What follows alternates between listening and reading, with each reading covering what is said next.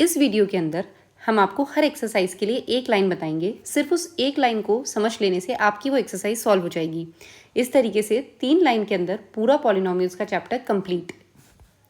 देखिए, सबसे फर्स्ट जो एक्सरसाइज है 2.1, उसके लिए आपको सिर्फ एक चीज़ याद रखनी है कि जितनी बार आपका जो ग्राफ है वो एक्स एक्सिस को टच करेगा या फिर एक्स एक्सिस को काटेगा, कट करेगा, उतने ही आपके नंबर ऑफ ज़ीरोज़ हैं। टच करेगा या कट करेगा जो ग्राफ है एक्स एक्सिस को, वाई को नहीं, एक्स एक्सिस को जितनी बार काटेगा वही आपके नंबर ऑफ ज़ीरोज़ हैं। अगर ये लाइन आपको समझ में आ गई तो एक्सरसाइज 2.1 में बस इतना ही है। अब एक्सरसाइज 2.2 के क्वेश्चन नंबर 1 को सॉल्व करने के लिए आपको ये याद रखना है कि एक पॉलिनोमियल का फॉर्मेट है ax² plus bx plus c। यहाँ पर जो ए बी सी हैं वो a जो है वो x² का कोफिशिएंट है, b जो है वो x का कोफिशिएंट है और c एक कांस्टेंट टर्म है। अल्फ़ा और बीटा ज़ीरोज़ हैं। जो पॉलिनोमियल के ज़ीरोज़ हैं वो अल्फ़ा बीटा हैं। तो अल्फ़ा और बीटा का जो सम होगा, ये फॉर्मूला आपको याद रखना है, वो -b/a, ये वाला b और ये वाला a -b/a के इक्वल होगा। और अल्फ़ा बीटा यानी कि जो ज़ीरोज़ का प्रोडक्ट होगा वो constant term c divided by a, यहाँ पे जो c है और यहाँ पे जो a है, इसके बराबर होगा। ये दो फॉर्मूले आपको याद रखने हैं। Alpha plus beta is equal to -b/a, alpha beta is equal to c/a। अगर आपने ये फॉर्मूला याद कर लिया तो एक्सरसाइज 2.2 का क्वेश्चन नंबर 1 आपका कंप्लीटली सॉल्व हो जाएगा। ये वाला जो फॉर्मूला है ये क्यूबिक पॉलिनोमियल्स के लिए है। देखिए यहाँ पर ये क्यूबिक पॉलिनोमियल है क्योंकि इसकी डिग्री 3 है। ये आप चाहें तो पूरा चैप्टर जब कंप्लीट कर लेंगे तब इसे कर सकते हैं, क्योंकि डायरेक्टली किसी क्वेश्चन में यूज़ नहीं आ रहा, लेकिन एग्जाम में इस पे क्वेश्चन आ सकता है, तो हम इसे बाद में एडवांस क्वेश्चंस में करेंगे। ठीक है, अब आप देखिए, एक शॉर्टकट ट्रिक आपको याद रखनी है, x² minus sx plus p, जहाँ s सम है और p प्रोडक्ट है ज़ीरोज़ का। तो अल्फ़ा प्लस बीटा जो सम होता है वो s की जगह लिखना है और अल्फ़ा बीटा जो प्रोडक्ट होता है वो p की जगह लिखना है। तो x² minus sx plus p, अगर आप ये याद रखेंगे तो एक्सरसाइज 2.2 का क्वेश्चन नंबर 2 आपका सॉल्व हो जाएगा। यानी अभी हमने इस पेज पे जितना देखा उतना अगर आप याद रख लेंगे तो ये पूरा चैप्टर आपका कंप्लीट है। अब जो भी हमने ऊपर अभी सीखा उसे हम अप्लाई करेंगे। देखिए, एक्सरसाइज 2.1, इस एक्सरसाइज के अंदर हमें सिर्फ ये चीज़ याद रखनी है कि हमारे ग्राफ ने कितनी बार एक्स एक्सिस को काटा। तो जैसे ये हमारा ग्राफ है, यहाँ पे इसने एक्स एक्सिस को, ये है हमारी एक्स एक्सिस को एक बार भी कट भी नहीं किया, टच भी नहीं किया। तो हमारे नंबर ऑफ ज़ीरोज़ कितने हो जाएंगे? 0। यहाँ पे देखिए, इसने एक्स एक्सिस को एक बार कट किया, इसलिए नंबर ऑफ ज़ीरोज़ कितने हो जाएंगे? 1। यहाँ पे एक्स एक्सिस को एक बार, 2 बार और 3 बार, तो आंसर हो जाएगा 3। यहाँ पे एक बार और 2 बार, आंसर हो जाएगा 2। यहाँ पे 1, 2, 3, 4 बार, आंसर हो जाएगा 4। यहाँ 1, 2, 3 बार, आंसर हो जाएगा 3। आपको ये चीज़ ध्यान रखनी है बस कि यहाँ पे इसने अगर y एक्सिस को कट किया है तो इसे हमें आंसर में काउंट नहीं करना है। इसी के साथ आपकी एक्सरसाइज 2.1 ख़त्म हो गई। नेक्स्ट जो एक्सरसाइज है वो है 2.2। अब इसमें 3 अलग अलग टाइप के क्वेश्चंस दिए हुए हैं, ये वाला पार्ट, ये पार्ट और ये पार्ट। अगर आप ये 3 अलग पार्ट सॉल्व कर लेंगे तो सारे पार्ट आपसे आराम से सॉल्व हो जाएंगे। ठीक है, तो इस क्वेश्चन के लिए हमें जो फॉर्मूले याद रखने थे वो क्या थे? Alpha plus beta is equal to -b/a, alpha beta is equal to c/a। Question हमसे पहले पार्ट में बोल रहा है फाइंड द ज़ीरोज़। तो पहले आप पॉलिनोमियल को लिखिए 6x² माइनस 3 माइनस 7x। सबसे पहले स्टेप में आप इसको पावर वाइज अरेंज कीजिए। यहाँ पे x की पावर दे रखी है 2, यहाँ पे x की पावर है 1 और यहाँ x है ही नहीं, तो हम इसे ऐसे अरेंज करेंगे 6x² माइनस 7x माइनस 3, यानी पहले x की सबसे बड़ी पावर 2, फिर 1 और जहाँ पे फिर x है ही नहीं, कांस्टेंट टर्म, वो लास्ट में। इस तरीके से आप इसको पहले अरेंज कर दीजिए। इसके बाद हमें इस पॉलिनोमियल को फैक्टराइज करना होता है। अब फैक्टराइज करने के अलग अलग तरीके होते हैं। जैसे किसी क्वेश्चन में डायरेक्टली कॉमन आ जाता है, किसी क्वेश्चन के अंदर हमें कोई आइडेंटिटी लग रही होती है जो हमने क्लास 9th में पढ़ी है, और किसी क्वेश्चन के अंदर हम स्प्लिट करते हैं मिडिल टर्म। इस तरीके से हमें पहले इसको अरेंज करना है, फिर इसे फैक्टराइज करना है। अब जो हमें क्वेश्चन दे रखा है इसमें से अगर हम x कॉमन लेने की कोशिश करेंगे तो x कॉमन, इसमें से x निकाल सकते हैं, इसमें से x निकाल सकते हैं, पर इसके पास x नहीं है तो डायरेक्टली x कॉमन नहीं आएगा, ये नहीं चलेगा। जो हमने a प्लस बी स्क्वायर की आइडेंटिटी लगाई है वो भी इसमें डायरेक्टली अप्लाई नहीं हो रही, क्योंकि ये टर्म किसी का भी स्क्वायर नहीं है। अब हम क्या करेंगे, जो दे रखा है थर्ड चीज़, यानी स्प्लिटिंग द मिडिल टर्म करेंगे। 6x² minus 7x minus 3 split करने के लिए पहले यहाँ पे इस नंबर का और इस नंबर का, यानी कि जो x² का कोफिशिएंट है और जो कांस्टेंट टर्म है, इसका हम प्रोडक्ट लेंगे, यानी 6 इंटू -3 जो कि हो जाएगा -18, और फिर हम सम के अंदर लिखेंगे -7, यानी ये बीच वाला नंबर। सबसे पहले हमें ये प्रोडक्ट के फैक्टर्स लिखने हैं, तो 1 से शुरू कीजिए। 1 को किस नंबर से मल्टीप्लाई करें कि 18 आए, 18। नेक्स्ट 2 को किस नंबर से मल्टीप्लाई करें कि 18 आए, 9। 1 हो गया, 2 हो गया, अब हम आएंगे 3 पे। 3 को किस नंबर से मल्टीप्लाई करें कि आंसर आए 18, तो यहाँ आ जाएगा 6। 4 में 18 नहीं आता, इसलिए नेक्स्ट हम 4 नहीं लिखेंगे। 5 में भी, 5 की टेबल में भी 18 नहीं आता, तो 5 नहीं लिख सकते। अब हम वापस लिखेंगे 6। 6 इंटू 3 इज इक्वल टू 18। अब जैसे ही कॉम्बिनेशन रिपीट हो गया, यहाँ भी 3 6 है, यहाँ भी 3 6 है, अब हमें रुक जाना है। इस सम को बनाने की कोशिश कीजिए। 18 को अगर हम 1 में जोड़ेंगे तो 19 आएगा, और 18 में से 1 को माइनस करेंगे तो 17 आएगा। कैसे भी करके 7 नहीं आ रहा, तो ये कॉम्बिनेशन रिजेक्ट हो गया। 9 में अगर हम 2 को जोड़ेंगे तो 11 आएगा, माइनस करेंगे तो 7 आएगा। हमें 7 ही चाहिए और इससे 7 आ रहा है, इसलिए ये कॉम्बिनेशन हम ट्राई करेंगे। देखिए, पहले लिखिए 9 और 2। जो साइन आपको यहाँ चाहिए वो बड़े नंबर को देना है, आपको माइनस का साइन चाहिए तो इसीलिए बड़े नंबर को माइनस देंगे। लेकिन अगर अब हमने 2 को भी माइनस दे दिया तो ये दोनों एक जैसे होकर जुड़ जाएंगे और 11 बन जाएंगे। हमें तो 7 चाहिए, इसलिए इन दोनों का आपस में लड़ना ज़रूरी है। यानी ये अगर माइनस का है, ये प्लस का हो जाए, तो ये दोनों आपस में सब्ट्रैक्ट हो जाएंगे, यानी कि घट जाएंगे, क्योंकि अलग अलग टीम के हैं, और 9 और 2 से 7 बन जाएगा। इस टर्म की जगह पर हम ये लिखेंगे 6x² minus 9x plus 2x minus 3। जो हमने यहाँ से निकाला उसे हमने यहाँ लिख दिया। देखिए 6 और 9 में से क्या कॉमन आ रहा है, किसकी टेबल में दोनों आते हैं, 3 की, और एक x इन दोनों टर्म्स में से कॉमन आ रहा है, तो x भी बाहर। 3 2 ज़ा 6, इसलिए हम यहाँ लिखेंगे 2। x इंटू x² होता है, इसलिए यहाँ लिखेंगे x। माइनस का साइन एज इट इज़। 3 3 ज़ा 9 होता है, इसलिए यहाँ 3, और x यहाँ पे पहले से ही है, इसीलिए बस हमें इतना ही लिखना है। अब प्लस 1, यहाँ पे भी जो ये ब्रैकेट आया है वही सेम ब्रैकेट आना चाहिए, 2x माइनस 3।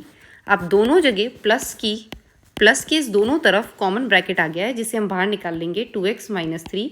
तो इसके अंदर बचेगा 3x, यहाँ प्लस एज इट इज़, और इस साइड में से ये ब्रैकेट बाहर चला गया तो यहाँ बचेगा 1। ये बन गया 2x माइनस 3 और 3x प्लस 1।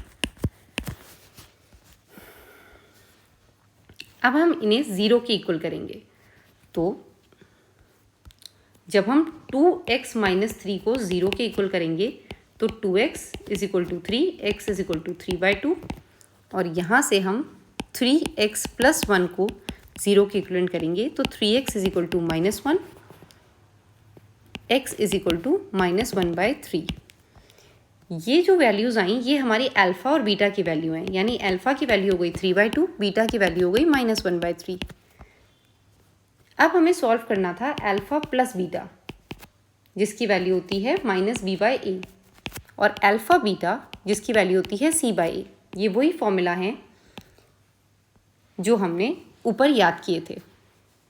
इस क्वेश्चन के हिसाब से a की वैल्यू जो है वो है x² का कोफिशिएंट, यानी कि 6। b की वैल्यू है -7, यानी कि x का कोफिशिएंट, और c की वैल्यू है -3। इसमें हम प्लेस करेंगे तो अल्फ़ा की वैल्यू हो गई 3/2 प्लस बीटा की वैल्यू हो गई -1/3। यहाँ से हम करेंगे -b/a, यानी माइनस b की जगह रखेंगे -7, a की जगह रखेंगे 6। अल्फ़ा बीटा यानी कि 3/2 multiplied by -1/3 is equal to c/a, c की जगह -3 और a की जगह 6। देखिए अब हम एलसीएम लेंगे, यहाँ आ जाएगा 9, 3 2 ज़ा 6, -2 इज इक्वल टू +7/6, जब हम इसे सॉल्व करेंगे तो ये आ गया 7/6 इज इक्वल टू 7/6, यानी हमारा जो रिलेशनशिप है वो वेरीफाई हो गया और हम लिख देंगे हेंस वेरीफाइड। अब यहाँ पे देखिए 3 और 3 आपस में कैंसिल हो जाएंगे तो ये बनेगा -1/2 और यहाँ से भी सॉल्व करके आएगा -1/2। ये रिलेशन भी वेरीफाइड हो जाएगा।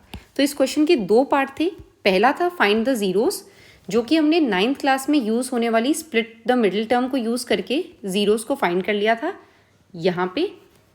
और सेकेंड पार्ट में हमें रिलेशनशिप वेरीफाई करना था, जिसके लिए हमने ये फॉर्मूला याद किए थे और इन रिलेशनशिप्स को हमने वेरीफाई कर दिया और दोनों रिलेशनशिप को प्लस और मल्टीप्लाई के यानी कि सम और प्रोडक्ट के रिलेशनशिप को वेरीफाई कर दिया। इसी के साथ हमारा ये क्वेश्चन कंप्लीट होता है।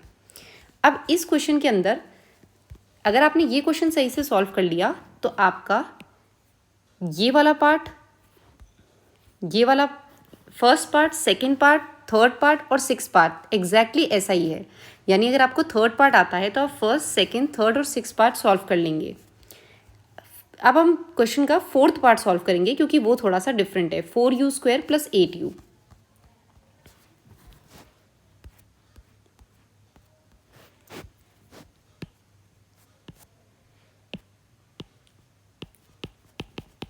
इस क्वेश्चन में ये डिफरेंट है कि जब हम इसे फैक्टराइज करने की कोशिश करेंगे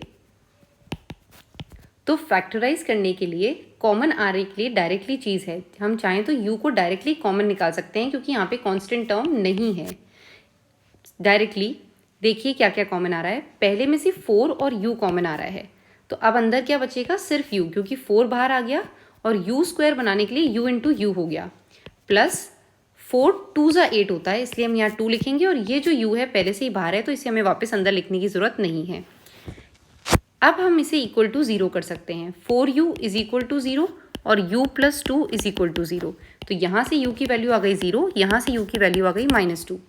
ये आपके अल्फ़ा और बीटा हैं। अल्फ़ा की वैल्यू 0, बीटा की वैल्यू हो गई -2। और इस क्वेश्चन में a b c की क्या वैल्यू थी, a यानी कि u² का कोफिशिएंट जो u² के पहले लिखा है वो है 4, b यानी कि u का कोफिशिएंट वो है 8 और क्योंकि यहाँ पे c है ही नहीं, कोई कांस्टेंट टर्म नहीं है तो c हो गया 0।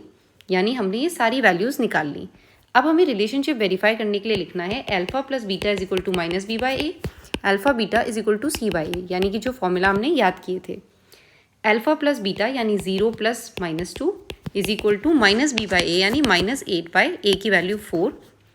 यहाँ पे अल्फ़ा की जगह 0, बीटा की जगह -2, c की जगह 0 और a की जगह 4। यहाँ से सॉल्व करके -2 और 4 2 × 8 तो ये भी -2, ये दोनों बराबर आ गए, इसलिए हमारा जो सम का रिलेशन है वो वेरीफाई हो गया। यहाँ पे हम इसे मल्टीप्लाई करेंगे। देखिए c की जगह हमें यहाँ पे 0 लिखना है क्योंकि c की वैल्यू 0 है। a की जगह हमें लिखना है 4 क्योंकि a की वैल्यू जो है वो 4 है। इन दोनों को मल्टीप्लाई करेंगे 0 और यहाँ से भी 0, ये भी सेम आ गया, यानी कि ये भी वेरीफाई हो गया। तो इस क्वेश्चन का एक और पार्ट सॉल्व हो गया। अब एक और जो पार्ट थोड़ा सा डिफरेंट है वो है इस क्वेश्चन का पार्ट 5th यानी t² - 15।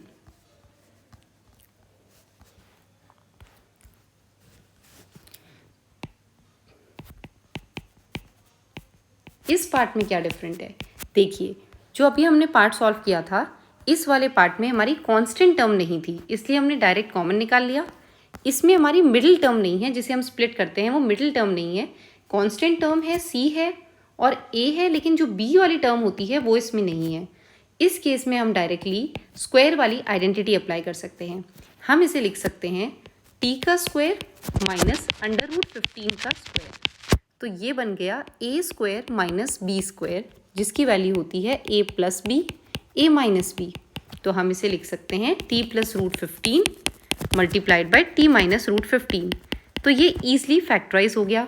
अब हमें अगर ज़ीरोस निकालने हैं तो t + √15 को इक्वल टू 0 करेंगे और t - √15 को इक्वल टू 0 करेंगे। यहाँ से t की वैल्यू आ जाएगी -√15 और यहाँ से t की वैल्यू आ जाएगी +√15। तो हमारे अल्फ़ा की वैल्यू हो गई -√15, बीटा की वैल्यू हो गई +√15। a की वैल्यू जो दे रखी है वो इस क्वेश्चन में है t² का कोफिशिएंट यानी कि 1। b की जो वैल्यू दे रखी है वो होता है t की कोफिशिएंट। अब क्योंकि इस इक्वेशन में मिडिल टर्म है ही नहीं, यानी t वाली टर्म नहीं है, इस वजह से b की वैल्यू हो जाएगी 0 और c की वैल्यू हमें दे रखी है 15, यानी ये सारी वैल्यूज़ हमने निकाल ली। अब हमें अगर रिलेशनशिप वेरीफाई करना है तो अल्फ़ा प्लस बीटा हो जाएगा minus B by A, alpha beta हो जाएगा सी बाई ए। ये वो फॉर्मूला है जो हमने याद किए थे। अल्फ़ा प्लस बीटा यानी -√15 प्लस √15, जिसकी वैल्यू हो जाएगी माइनस बी बाई ए के इक्वल। तो अब हम रखेंगे बी की जगह रखेंगे 0, ए की जगह रखेंगे 1। अल्फ़ा बीटा यानी -√15 इंटू बीटा यानी कि +√15 इज इक्वल टू सी यानी कि 15 डिवाइडेड बाई ए यानी कि 1। सी की वैल्यू -15 है, तो यहाँ पे -15 आ जाएगा। अब हमने इन दोनों को कैंसिल कर लिया, तो ये हो गया 0, 0 इज इक्वल टू 0, यानी कि हमारा जो सम का रिलेशनशिप है वो वेरीफाई हो गया। और यहाँ पे प्रोडक्ट का रिलेशनशिप है, तो √15 इंटू √15 यानी कि 15 हो गया, माइनस इंटू प्लस माइनस हो गया, और ये भी -15 है, ये भी बराबर आ गए, इस वजह से ये भी वेरीफाई हो गया। तो अब अगर आपने ये 3 पार्ट सॉल्व कर लिए हैं तो बाकी सारे क्वेश्चन आपसे सॉल्व हो जाएंगे। यही 3 पार्ट थे जो थोड़े अलग अलग वे में सॉल्व हो रहे थे। अब हमें लास्ट पार्ट इस क्वेश्चन का सॉल्व करना है, यानी कि लास्ट क्वेश्चन सॉल्व करना है, जो कि बहुत ही ईजी है। देखिए लास्ट क्वेश्चन के अंदर हमें क्या दे रखा है, हमें क्वाड्रेटिक पॉलिनोमियल बताना है जिसके अंदर सम और प्रोडक्ट गिवन है। अब इस क्वेश्चन को करने का एक तो बहुत ही इजी तरीका है,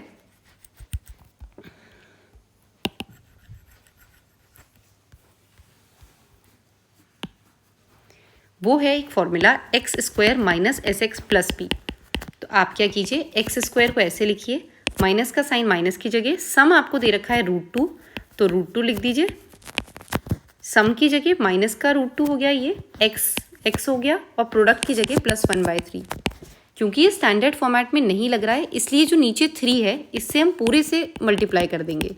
तो 3 को फर्स्ट टर्म से मल्टीप्लाई किया 3x², 3 को इस टर्म में मल्टीप्लाई किया -3 √2x, और 3 को इससे मल्टीप्लाई किया तो +1।